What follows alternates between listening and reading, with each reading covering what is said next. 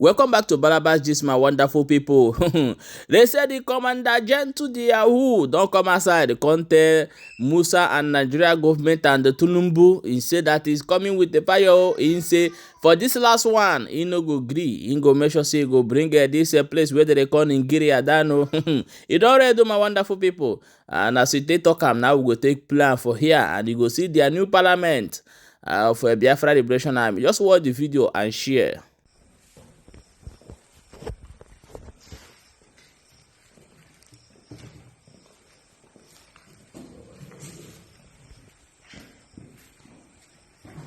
Easy.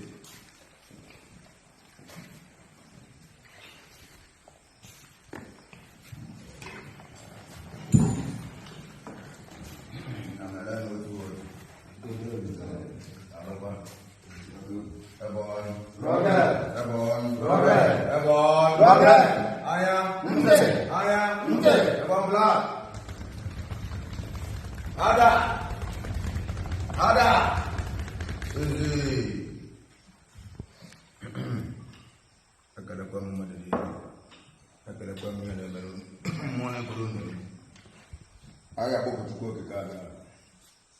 Akana osi nyeni le kanya. Kala.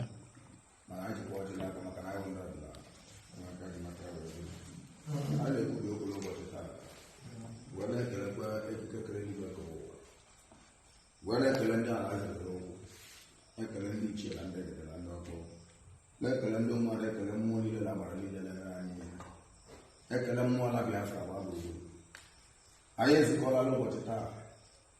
Kai kelo risanyo mera lebe mmadu dika Trump no makana ako makundi ndo emezi onu kan and I see the sweet us You go depend them.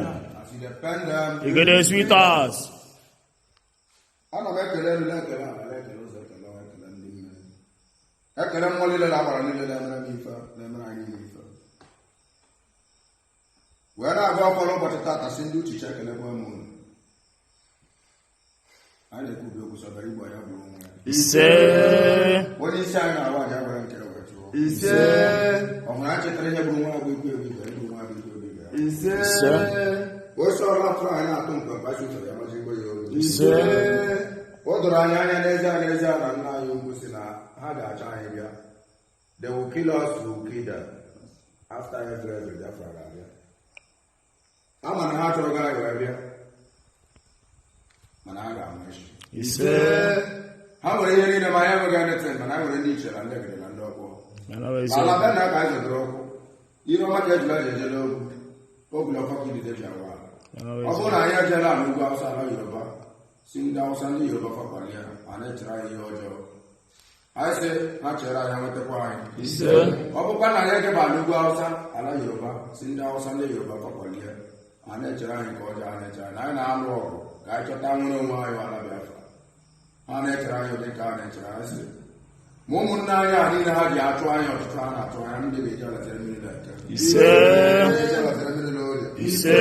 eji alatere mmiri na afọ Ise. eji alatere mmiri na akpọ Ise. anyị na-anọ ụbọchị na anọ eje anyị abara anyị isi ije Ise. ekele dịkwara Chukwu okike abịa ama onye mere ọnọdụ Trump ji wee dị ka o si wee dị abịa maka ya ka anyị ji ọgbakọnatala ụbọchị taa ka anyị kelee Chukwu ma bulikwere aha Trump elu kọngrats agha maka na ọ dịghị izi na ihe Chukwu okike abịa mebere anyị a na-ekwudebe ndị Muslim nọ ka a na-ekwudebe the Nigerian terrorist nọ n'ime ndụ anyị n'ime ala Biafra ụmụnne ha na-egbu ya agha na-ebukwasị anya ebubo n'elu ya asị ekekere eluigwe ka ụwa ndị ichela ndị egere na ndị ọgbọ ndị ụmụara ndị ọma na dị ma mmụọ na niile na agba niile anyị na-emere ihe asị ekele ya dịkwara ha Ise.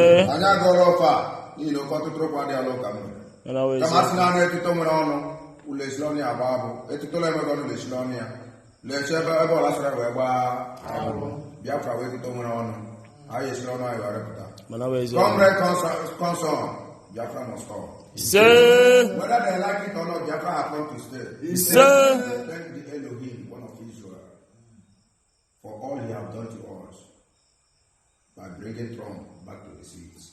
We give honor, thanks, and that is why we are gathering in the respect of my commander, my able commander, Triple General, General Butoso, we are standing firmly, no matter what so may be their plans, no matter the rate of war that they have come with, and also, victory must be yours. You say, You say, whether they like it or not.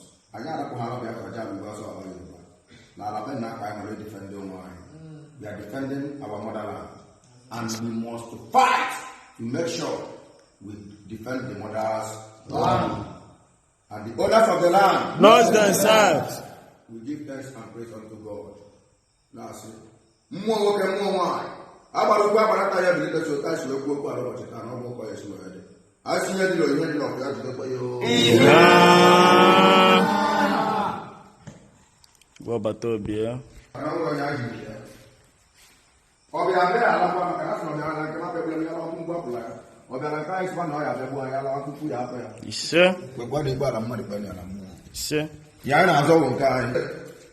We have come today to appreciate His Excellency Donald Trump. We have come to congratulate him. We are congratulating him for coming back to the seat.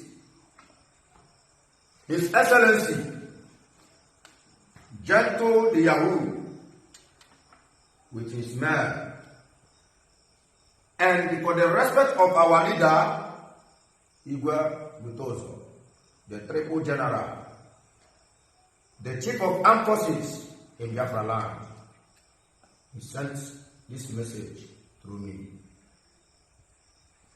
He is congratulating you for coming back to the seat.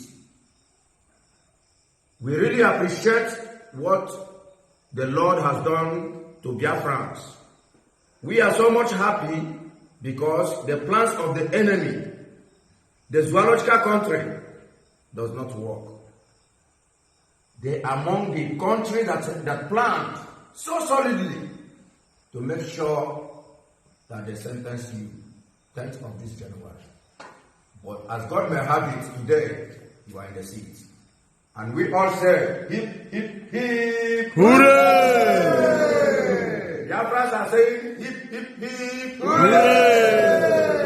Biafrans are saying, hip, hip, hip, hooray! That all this propaganda of Nigeria, terrorists of Athens, we are tired of it. We're only saying that we don't want to be among Nigeria. We don't want to belong to Nigeria anymore. And we are not in Nigeria. I can never be a Nigeria. I've never been in Ugwu outside in North before. Sincerely, they burnt me. I have never been in Lagos before. Why are they worried? Why are they worried like this? Why are they looking after me like this? Why are they searching for me to kill? I'm a Biafran. They have to stop looking around, searching for me to kill. They cannot kill me. My life is not in their hand. And for their information, I, gentle, am everywhere. I don't have camp. I don't have any camp. And I must make sure I bring Nigeria down. And Nigeria is falling already. And Nigeria have fallout. Welcome back, my wonderful people. My people, you don't read though. I bet more can share the video and drop your own opinion for inside comment section. Don't forget to see there for Blabba G's. Here where they bring your bunga news as it they happen. As they watch, make sure you share.